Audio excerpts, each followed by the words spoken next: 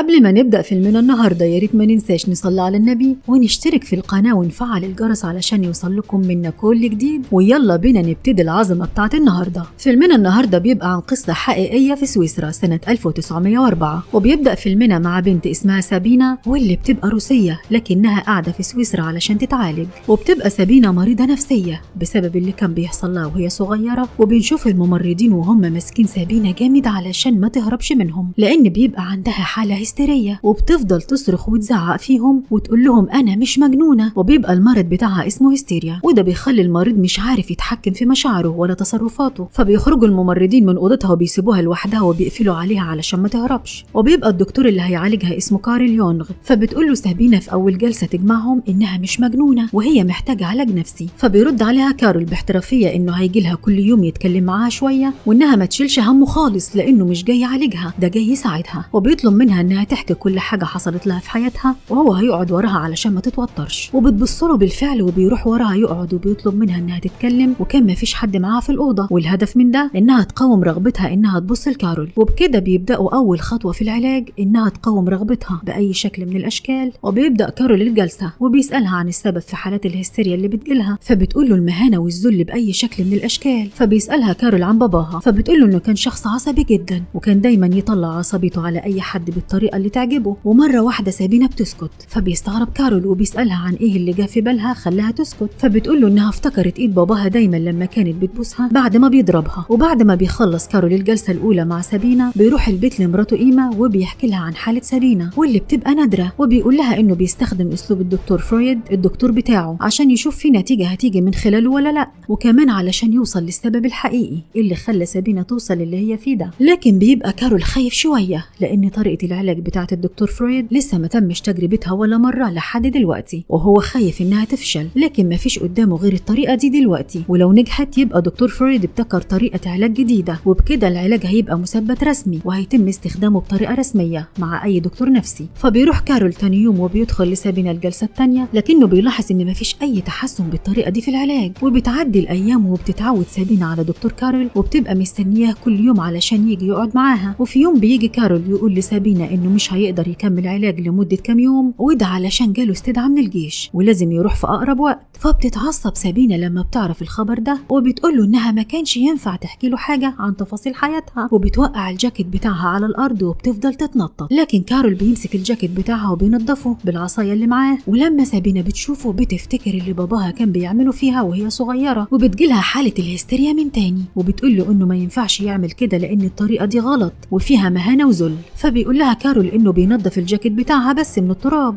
ومش قصده أي مهانة ولا ذل ليها. لكن سابينا بتاخد منه الجاكيت بسرعة وبتجري، وبيستغرب كارول لما بتعمل كده لأنه مش لاقي سبب لكل اللي بتعمله ده. وبتعدي الأيام وبيحس كارول إن طريقة العلاج بتاعت فرويد ما بتجيبش نتيجة معاه، وإنه بيضيع وقته على الفاضي طول ما هو بيستخدم الطريقة دي. وبيجي ميعاد سفر كارول للجيش وبتبدأ سابينا تحس بالوحدة، وبتبدأ كمان حالتها تسوء أكتر لكنها كانت متعودة تتكلم مع كارول كل يوم لكنها بقالها فترة ما شافتوش. وبيرجع كارول من الجيش وبيبقى عنده طريقة جديدة في العلاج، وبيبقى عاوز سابينا تبقى مساعدته علشان عارف إنها كان نفسها تطلع دكتورة نفسية، فلما تبقى المساعدة بتاعته هتساعده في الأبحاث بتاعته وكمان هتكتسب خبرة تساعدها قدام في شغلها. وبيروح لها كارول يعرض عليها تبقى مساعدته فبتوافق على طول لأنها بالشكل ده هتبقى جنبه طول الوقت. وبتفضل سابينا ملازمة كارول في كل حاجة وبيعالجها وبتبقى منتبهة لأي معلومة يقولها وبتسجلها، وبيبان إن عقلها دايما في حالة اتزان وما بتجيلهاش الهستيريا دي. وبيبقى أول مشروع بحث ليهم مع إيما مرات كارول واللي بتبقى قربت تولد لأنها بتبقى حاسة دايما بالخوف وكارول مش عارف إيه السبب لده. فبتقول له سابينا إن إيما مراته خايفة من إنه يسيبها في يوم من الأيام، وبعد ما إيما بتولد بيبقى باين عليها الاكتئاب والإحباط وبتبقى متضايقة علشان ما خلفتش ولد. فبيطلب منها كارول إنها تبطل تفكير بالطريقة دي لأن كون إن عندهم بنت فده حاجة جميلة، لكن إيما بتفضل في حالة اكتئاب لأنها دايما بتبقى خايفة إن كارول يسيبها بسبب البنت. وبعد كام يوم بتبدأ سابينا تقرب من كارول أكتر وبتفتح له قلبها وبتحكي له قصة حياتها، وبتقول له إنها في يوم كسرت طبق ولما باباها شافها دخلها الأوضة لوحدها وقفل عليهم بالمفتاح، وبعدين فضل يضرب فيها من غير رحمة، وبعد ما عمل اللي عاوزوه خلاها تبوس إيده غصب عنها. وكان دايما كل ما تعمل حاجة غلط باباها كان يعاقبها بالعنف والضرب، وده خلاها اتعودت على الذل والمهانة وبقت بتحبهم كمان. ومع الوقت وهي بتكبر ده خلاها تحب الطريقة دي وبقت كل ما تكبر أكتر تحب الذل والمهانة أكتر، وده خلاها تقرف من نفسها وحبت إنها تبطل الإحساس الإحساس ده لكنها ما عرفتش، وكمان ده سبب لها حالة الهستيريا لما كان بيحصل لها ده، وكانت بتتجنن وتزعق في اللي قدامها. بعد ما بيسمع كارول قصة سابينا بيقرر إنه يروح لدكتور فرويد علشان يحكي له قصتها وياخد رأيه، وبيروح يحكي لفرويد وبيقول له إنه استخدم طريقة العلاج بتاعته وهي نجحت مع سابينا وجابت نتيجة. فبيفرح فرويد لما بيعرف إن طريقته نجحت مع كارول، ولما كارول بيتناقش مع فرويد بيحس إنهم مختلفين في وجهات النظر والتفكير، وبيبقى كارول مش متأكد إن نفس الطريقة دي هتبقى فعالة بشكل عام ولا لا،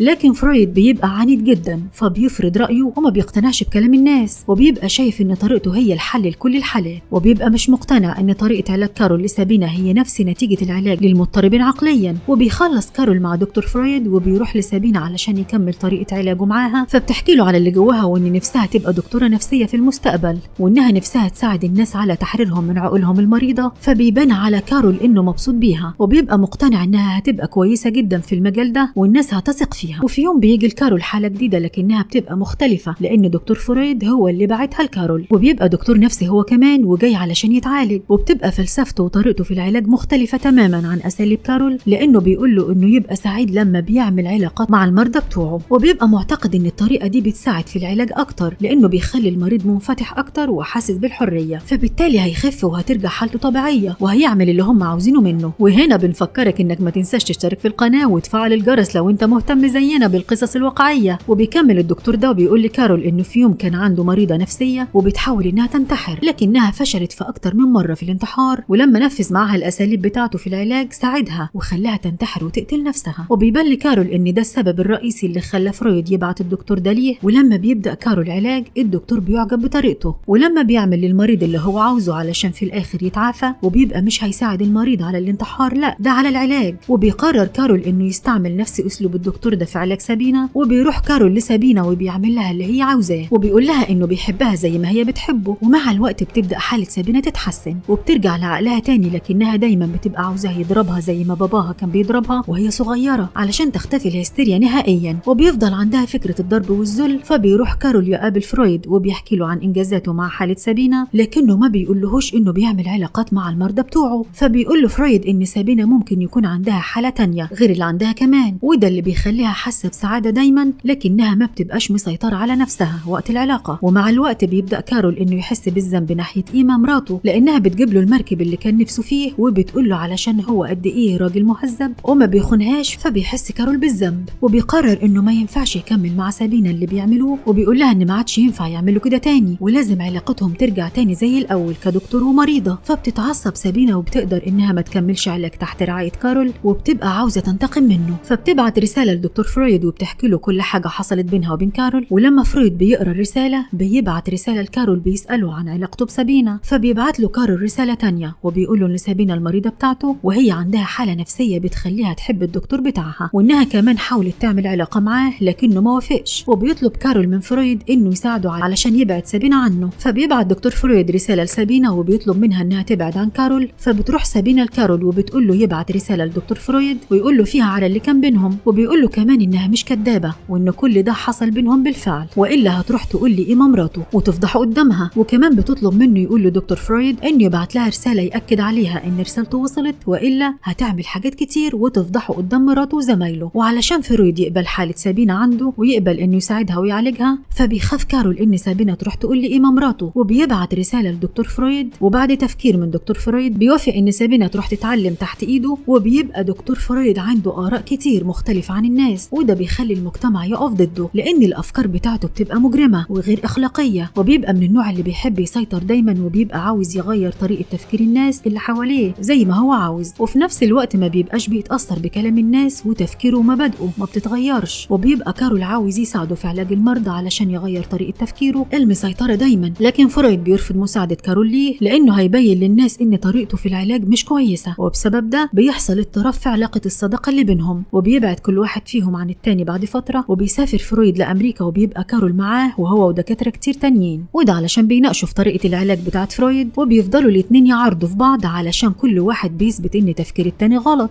وبيظهروا قدام زمايلهم الدكاترة إنهم أعداء لأن كل واحد فيهم بيبقى متناقض مع طريقة التفكير التاني. وبيبقى كارول عاوز المرضى بتوعه يخفوا ويعملوا اللي هم عاوزينه زي ما عمل مع سابينا، مش بس عالجها، ده خلاها تبقى دكتورة نفسية زي ما كانت عايزة. وبيبقى فرويد عاوز كل المرضى المرضى بتوعه يتحسنوا وما بيبقاش عاوز كارول يتدخل في طريقة علاج تخص المرضى التانيين. وفي يوم بيبعت دكتور فرويد سابينا لكارول علشان يناقشوا أبحاث ليهم. لما بيبدأوا يشتغلوا مع بعض بترجع المشاعر بينهم من تاني، وبترجع سابينا تحن الأيام زمان اللي كانت بينها وبين كارول، فبتبقى عايزة إنها تكمل في العلاقة دي دايما وتعمل زي الأول تاني. لكن كارول ما بيبقاش عاوز يرجع تاني لنفس العلاقة لأن ما عندوش القدرة إنه يسيب مراته، وكمان لأن بقى عندهم بنت دلوقتي ولو سابها حياتها هتتدمر. لكن في نفس الوقت ما بيبقاش عاوز يسيب سابينا تضيع منه. ولما بتخلص سابينا البحث بتروح لفرويد علشان توريهوله، فبتلاحظ سابينا إن كارول وفرويد مختلفين في كل حاجة، في طريقة التفكير والمبادئ والطباع، حتى طرق العلاج بتبقى مختلفة. لأن فرويد دايما بيحب السيطرة، أما كارول بيحب يعالج المريض زي ما هو عاوز. وبتعدي الأيام وبتتخرج سابينا من الجامعة وبتتجوز دكتور روسي، وبيبقى فرويد وكارول لسه على علاقة ببعض، لكن كل واحد فيهم بيبقى بيبعت رسالة للتاني علشان يثبت للتاني إن هو غلطان. وبعد رسائل كتير ومناقشات كتير بتنتهي علاقة الصداقة اللي ما بينهم بسبب الاختلاف في وجهات النظر والآراء. وبتعدي السنين لحد ما بنيجي سنة 1913 وبتروح سابينا لبيت كارول علشان تقابله وهي حامل، لكنها بتروح تقابل إيما مراته الأول علشان بتبقى قاعدة في الجنينة. وبتستنى كارول لحد ما بيرجع من الشغل مع إيما مراته وبيشربوا مع بعض شاي. وبتبقى إيما عارفة إن كارول جوزها بيخونها طول الوقت اللي فات مع سابينا، لكنها ما بتقولش لسابينا أي حاجة بخصوص الموضوع ده لأنها مش عاوزة علاقتها بجوزها تتأثر من تاني. وبتطلب من سابينا إنها تعالج كارول من المرض اللي عنده لأنه بقى عنده مرض نفسي، وده نتيجة الصراع اللي كان بينه وبين دكتور فرويد. فبتروح سابينا لكارول وهو قاعد على البحر وبتتكلم معاه وبتقول له إنه ما ينفعش يضغط على نفسه علشان عاوز يغير رأيه ومعتقدات فرويد، وإنه بكده مش هيقدر يثبت حاجة لنفسه لأن كل واحد من حقه إنه يؤمن بمعتقداته وآرائه اللي عاوزها. فبتحاول سابينا إنها تشجعه وتخليه يرجع زي الأول. فبتسأله لو لقى مساعدة ليه، فبيقول لها إنه كان عنده واحدة اسمها سابينا كانت مريضة عنده لكنها اتعالجت وبقت تساعد كارول في شغله وأبحاثه. وبيقول إنه لسه واقع في حب سابينا ومنسيهاش من أول مرة حبها فيها. فبتتأثر سابينا وبتبدأ تعيط، لكن الوقت بيكون فات ومش هتعرف تبقى معاه لأنها بقت متجوزة وكمان حامل في أول طفل ليها ومش هتقدر تخسر حياتها من تاني، وإنها بتتمنى إن الزمن يرجع بيها من تاني وما كانتش هتسيب كارول أبدا. وبترجع سابينا لجوزها تاني وهي بتفكر في كارول لكن مفيش في إيديها حاجة تقدر تعملها. وبينتهي فيلمنا النهاردة على كده، وبيكون مقتبس من قصة حقيقية عملت طفرة كبيرة في علم النفس وتم نفي فرويد من قبل النازيين ومات بالسرطان في لندن سنة 1930. وبالنسبة لسابينا فهي قدرت تحقق إنجازات كبيرة في مجالها، لكن في سنة 1941 اتقتلت هي وبنتها من قبل النازيين، وطلع كارول من الاكتئاب اللي كان فيه وبقى أشهر عالم نفسي في العالم. ومات سنة 1961 بعد موت مراته ومساعدته. وبس يا عم، وهنا بينتهي فيلمنا النهاردة، لكن قصصنا ما انتهتش، وبنفكرك إنك تعمل اشتراك في القناة وتفعل الجرس علشان تلاقي أفلامنا الجديدة كلها قدامك أول بأول. ويلا سلام.